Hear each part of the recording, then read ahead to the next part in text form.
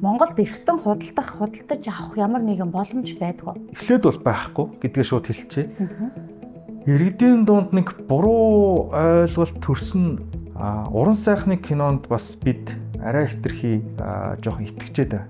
Хэдий уран сайхны кино ч гэсэн бөөрөө зараад одоо өр ширнээсээ гардаг ийм асуудлууд тэр сцен дээр гарч л дээ. Үүнээс шалтгаалаад олон нийт маань нэрээ би бөөрөө зарчвал мөнгөтэй болох юм байна гэж нэг ойлголт өгсөн, нэг иргэдийн дунд нэгдүгээрт буруу ойлголт өгсөн. Энийг яаж хэлээд байна гэхээр манай албаны зүгээс эрүүгийн цаг дэвийн газар кибер гэмт хэрэгтэд тэмцэх хэлц, хүн худалдаалах гэмт хэрэгтэд тэмцэх хэлцүүтэй байнгын хамтын ажиллагаатай ажилладаг. Та нар анзаарсан бол бид нэр Facebook группүүд дээр маш олон иймэрхүү группүүд байдаг байсан.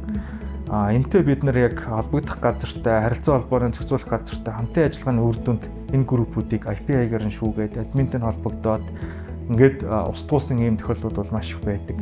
Стамбулын тунхлал гэж байдаг. Энэ улсад Монгол улс 2018 онд нэгдэж орсон. Хүний эрхний 8, эрхний туризмээс ангид байна гэсэн ийм тунхлал байгаа. Үүнийхээ дагуу тодорхой зарчмуудыг бол баримтжилж ажилладаг. За донор нь бол сайндар үндсэн дээр өөрөө биетаж одоо бусдын дарамтшилтгүйгээр одоо шийдвэрээ гаргасан байна гэдэг ийм зарчмуудыг бол дагаж мөрддөг байна.